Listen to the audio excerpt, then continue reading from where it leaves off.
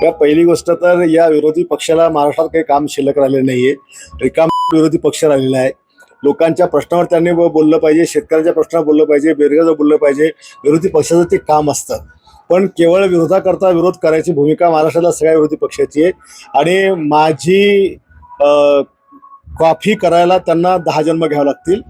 माझी कॉफी मी ओरिजिनल आहे, त्यामुळे माझी कॉफी करणं हे उबाटाच्या बापाला जमणार नाही. बुलढाण्याचे आमदार संजय गायकवाड हे नेहमी वेगवेगळ्या कामासाठी म्हणजे मतदारसंघातल्या नाही, त्यांच्या अनोख्या कार्यपद्धती आणि वक्तव्यांच्यासाठी ते प्रकाशच होतात असतात.